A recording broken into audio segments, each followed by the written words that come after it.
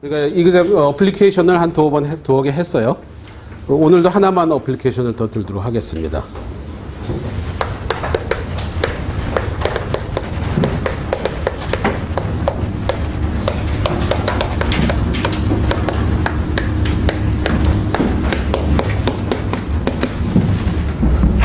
우리가 그 선을 많이 봐요.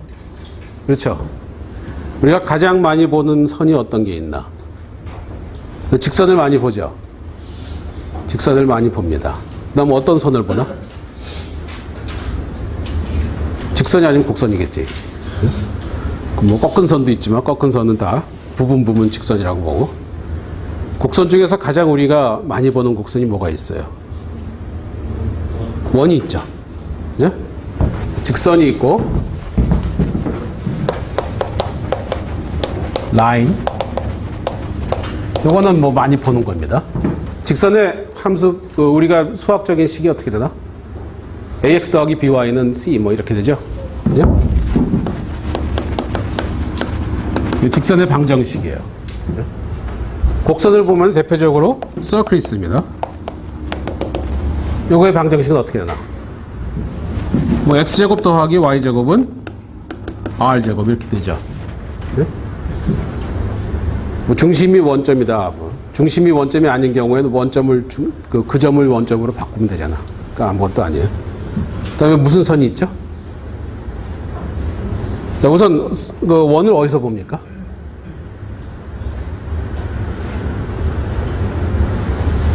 시계도 원이네. 자연 현상에서 어디서 봐요? 자연 현상. 태양도 있고 달도 있고 그렇잖아. 그렇죠? 실제로 우리가 많이 봐요, 서클을. 그 다음에 무슨 선이 있어요? 곡선이? 쌍곡선. 쌍곡선을 뭐라 그러지? 하이퍼볼라. 쌍곡선 본 사람. 우선 방정식은 어떻게 되죠? x제곱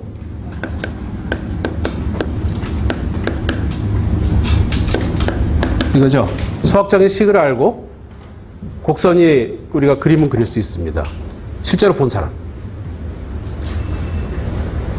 길 가다 쌍곡선 본 사람 없죠? 그죠? 뭔지는 알아요. 그러나 우리가 본 적이 없어요. 우리가 본 건 요 두 개는 봤어요. 그다음 또 무슨 선이 있나? 포물선. 포물선. 포물선 영어로 갑자기 내 생각이 안 난다. 우리말로 알면 됐지 뭐. 포물선. 뭐죠? 방정식이 어떻게 되죠? y는 x제곱이죠 뭐. ax제곱 어쩌고 되지. 그죠? 포물선 본 사람.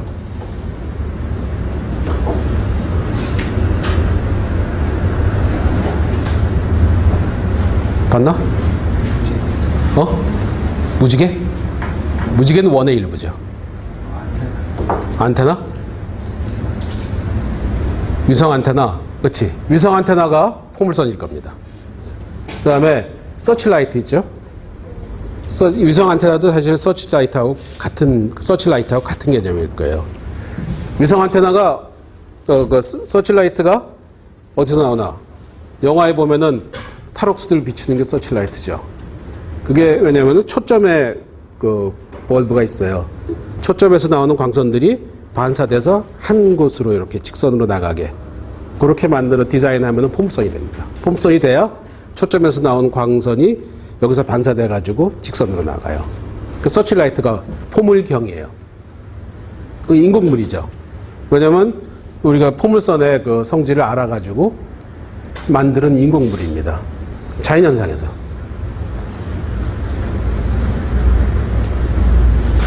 문제가 없죠. 질문이 어렵나? 왜 대답을. 자연현상에서 궤적은 있습니다. 우리가 공을 던지면은 공이 움직이는 궤적이 이렇게 되죠. 궤적은 있어요. 궤적이니까 잔상을 이용하면 그릴 수 있을 거예요. 그러나 실제로 우리가 포물선을 보지는 못해요. 그렇죠? 그 자연현상에서 우리가 항상 눈에 띄어서 익숙한 선이 포물선은 아닙니다. 인공물에는 있지만. 하지만 수학적인 식은 알아요.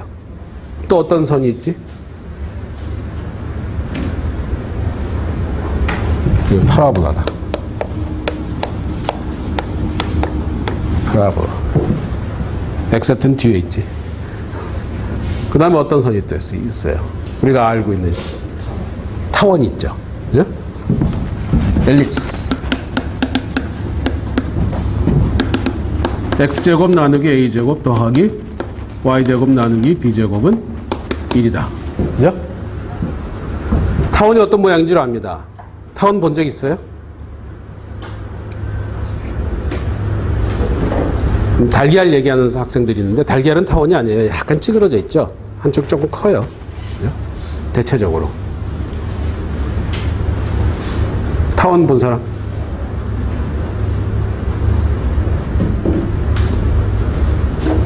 실제로 자연현상에서 봤나 싶으면은 물론 우리가 인위적으로 타원을 얼마든지 만들 수 있습니다. 그죠? 그거는 인공적인 거고 자연적으로 본 적이 있나 하면은 거의 없을 거예요. 그죠? 나도 타원을 한번 보고 싶어서 혹시 볼 수 있겠나 하고 한번 신경 써서 보고 다닌 적이 있었어요. 다니다가 타원 모양이 저게 타원이 될 수 있겠나 하고 근데 보니까 가능성이 보이는 게 누에고치.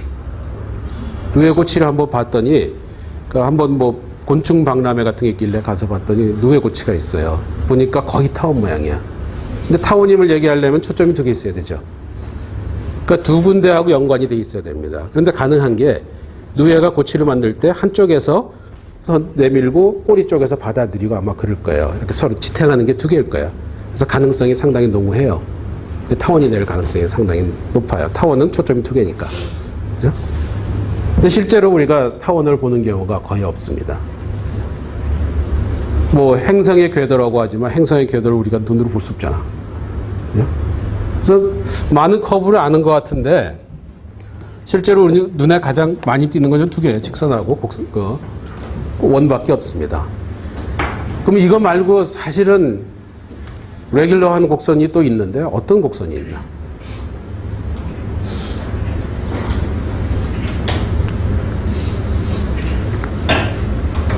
케이블에 놓여 있는 요 선이 있죠. 전봇줄 같은 거. 그런 선이 있죠. 그 곡선. 그래요? 행잉 케이블이라고 합니다. 행드 케이블, 행잉 케이블. 선이 쳐져 있는 거. 선이 쳐져 있는 것은 우리가 상당히 많이 보죠. 그죠? 전선줄도 보고. 요즘은 세탁기를 쓰고 드라이어를 쓰니까 그러지만 예전에는 빨랫줄에다 빨래를 많이 널었습니다. 그래서 빨랫줄이 있어요. 그리고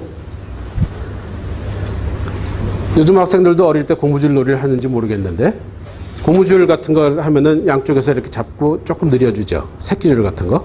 그럼 이렇게 커브가 만들어지죠. 그죠? 그 커브, 행잉 케이블. 그것이 있어요. 그게 사실 가장 많이 눈에 띄우는 겁니다.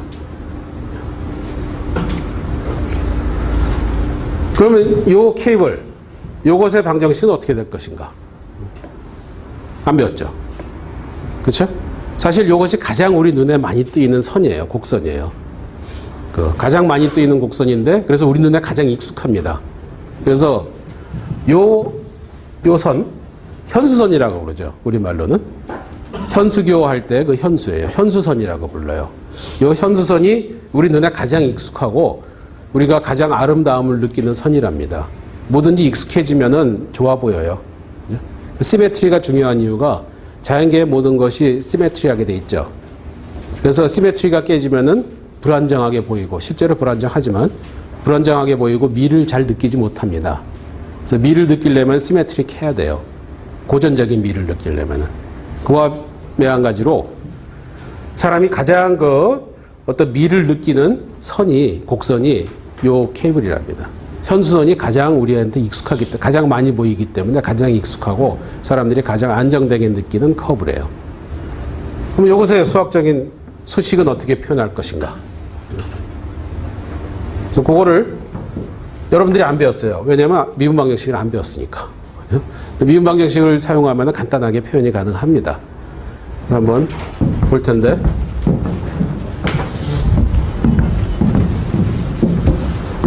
시간이 되려나 모르겠다.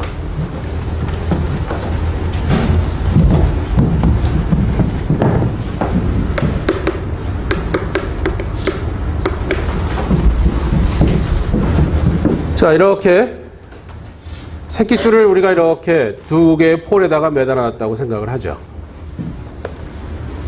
뭐 빨랫줄이 됐든 뭐가 됐든 두 개의 폴에 매달아 놨어요. 이렇게. 이렇게 쳐졌죠. 예? 그러면 미니멈에 해당되는 곳. 요걸 X축이라고 보고 미니멈에 해당되는 곳을 원점이라고 합시다. 그 다음에 요 높이를 A라고 하죠. 로프가 있어요. 로프가 이렇게 매달려 있어요. 높이가 A예요. 그 다음에 요 줄이 굉장히 호모지니어스하다. 그래서 그 단면적도 일정하고 굉장히 좋은 줄이라고 생각을 하죠. 굉장히 고른 줄이에요. 그래서 밀도도 일정하고. 그래서 밀도를 로라고 합시다. 뭐 센티미터가 됐든 하여튼 뭐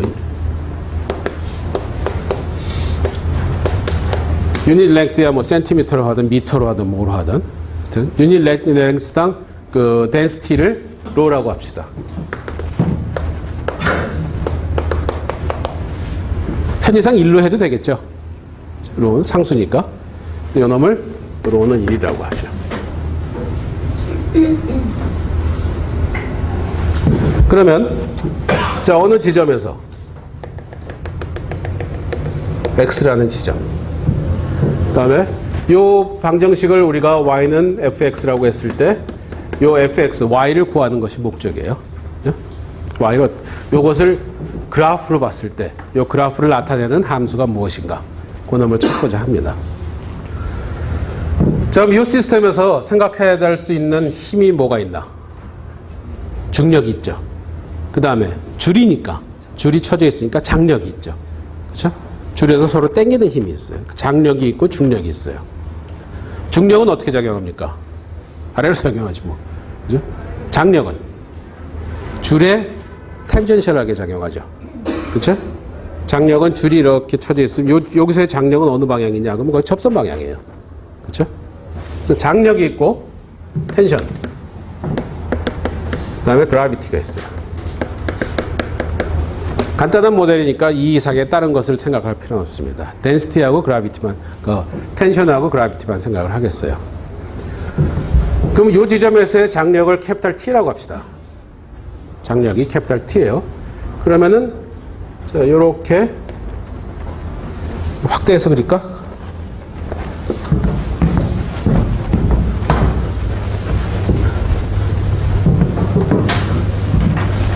조금 곡선도 좀 이렇게 하고 여기 원점이고 이 높이가 A고 자 여기서의 장력 T예요. 이 지점을 X라고 하고 그러면 힘은 항상 뭐 두 개 직각되는 힘으로 나눌 수 있죠. 그죠? 그래서 이 놈을 직각이 되는 두 개의 힘으로 나눕시다. 이렇게 이 각을 세다라고 하죠. 세다라고 하면은 이 힘의 크기는 어떻게 되나? T 코사인 세다죠. 그죠? 이 힘은 T 사인 세다입니다. 그죠? 뭐 물리도 아니 물상이죠, 물상. T 코사인 세다, T 사인 세다. 그래서 두 개의 힘을 합하면 이 힘이 돼요. 그래서 장력을 그래서 두 개의 직각인 힘으로 나눴어요. 그럼 여기서부터 여기까지 이 로프를 한번 생각을 해봐요. 이 로프는 현재 가만히 있습니다. 자, 이 지점에서의 장력을 우리가 T널이라고 하죠. 장력은 항상 이쪽과 이쪽이 상쇄되고 있어요. 사실 여기서도 이쪽 장력이 있습니다. 그렇죠? 근데 하여튼 이 섹터에서 이 힘과 이 힘, 요것을 생각해서 이 섹터만 생각을 하는 거예요. 그러면은 요 부분이 움직이지 않고 있죠. 가만히 있어요. 가만히 있는다는 얘기는 무슨 얘기인가? 오른쪽으로 움직이고자 하는 힘과 왼쪽으로 움직이고자 하는 힘이 밸런스가 되어 있다는 거죠. 그렇죠? 그렇지 않으면 오른쪽이 더 크면 오른쪽으로 움직일 거고 왼쪽이 더 크면 왼쪽으로 움직일 거예요. 근데 가만히 있다는 얘기는 오른쪽으로 움직이는 힘과 왼쪽으로 움직이는 힘이 같다라는 얘기예요. 그렇죠? 이 섹터만 생각하면은 오른쪽으로 움직이고자 하는 힘은 요거죠. 그죠? 중간엔 다 상쇄됩니다. 장력이란 게. 요 섹터만 생각해서 왼쪽으로 움직이고자 하는 힘은 요거예요. 근데 움직이지 않으니까 요 힘과 요 힘은 같습니다. 그죠?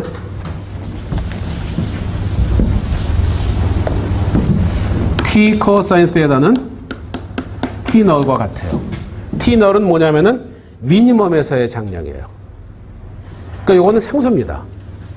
그 다음에 X가 뭐든 상관없이 X가 여기라도 똑같은 논리죠. 그렇죠? X가 여기 있던 상관없이 항상 이 얘기는 할 수 있어요.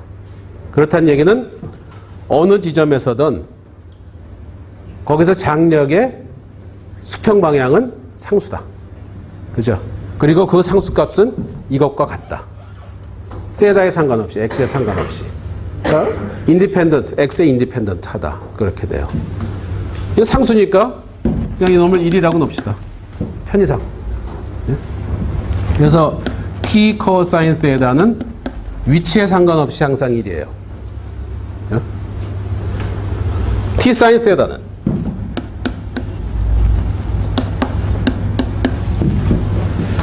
T 사인 세다는 이 부분을 위로 끌어당기는 힘이죠. 그죠? 그런데 위로 안 올라가고 있어요. 그렇다는 얘기는 이 부분을 아래로 내리는 힘과 밸런스가 되어 있는 거죠. 그죠? 이 부분을 아래로 내리는 힘은 뭔가? 중력이죠. 중력은 중력 가속도를 저 로가 포함했다고 생각을 하고 어떻게 돼요? 로 곱하기 요거의 길이죠. 그죠? 여기서부터 여기까지의 길이 곱하기 로예요. 로가 1이니까 요는 로 곱하기 랭스인데 로가 1이니까 1로 나왔으니까 1이고 랭스는 어떻게 되나? 랭스는 여기서부터 여기까지의 길이는 루트 1 더하기 y 프라임의 제곱을 적분해 주면 되죠. 1학년 때 배운 거 있잖아. 그죠? 이게 y니까 u는 하이퍼볼릭 사인 x 더하기 c입니다. 그죠? 근데 u는 뭐냐면은 dy dx예요. dy dx. 그쵸? dy dx는 하이퍼볼릭 사인 x 더하기 c입니다. 근데 x가 0일 때는 미니멈이에요. 그쵸? 미니멈에서 미분계수는 어떻게 됩니까? 0이죠. 그러니까 dy dx는 x가 0에서 0이 돼야 돼요. 그러니까 dy dx는 x가 0일 때 0이 돼야 되니까 dy dx의 x가 0일 때 값은 0이 돼야 되는데 요놈이 하이퍼볼릭 사인 0 더하기 c니까 그러면 c가 0이 돼야겠죠. 그죠? 그래서 dy dx는 하이퍼볼릭 사인 x입니다. 그죠? dy dx가 요거니까 y는 뭐가 되겠나? y는 하이퍼볼릭 코사인 x 더하기 상수죠. 그죠? 그런데 x가 0일 때 높이가 a니까 0일 때 a가 돼야 되니까 x 대신에 0 대입하면은 a가 돼야 되고 그럼 c는 a 빼기 1이 돼야겠죠. 그래서 y는 하이퍼볼릭 코사인 x 더하기 a 빼기 1이다. 근데 a는 뭐냐면은 처음에 잡은 인위적인 높이예요. 그러니까 a를 1로 놓는다고 해서 문제 될 거 없죠. 그렇죠? 기준축이니까 기준축을 좀 조절하면 되니까. 그래서 a를 1이라고 놓으면은 y는 하이퍼볼릭 코사인 x입니다. 그 현수선의 방정식은 하이퍼볼릭 코사인이에요. 물론 우리가 편의상 개수를 다 1로 놨는데 1로 놓지 않고 로는 로대로 살려놓고 t널은 t널대로 살려놓고 하면은 여기 좀 복잡한 숫자가 붙겠지. 그러죠? 그러나 근본적으로 하이퍼볼릭 코사인이라는 모습은 바뀌지 않아요. 그래서 현수선의 방정식은 그 수학적인 표현은 하이퍼볼릭 코사인이다. 퍼스트 오더 ODE로 우리가 그것을 구할 수 있어요. 이거 드라이브 한 거 한번 잘 보세요. 그래서 비슷한 거를 다른 것들도 요런 비슷한 것들이 얼마든지 있습니다. 여러분들이 한번 직접 해볼 수 있게 재밌는 현상이니까. 그래서 이제 first order ODE를 일단 해의 존재성과 유일성은 증명은 안 했습니다. 나 그건 받아들였고, 나중에 증명을 하겠어요. 중간고사 지난 다음에 2학년 학생들이 해석학을 좀 배운 다음에 할 것이고, 일단은 first order ODE는 여기까지 하겠습니다.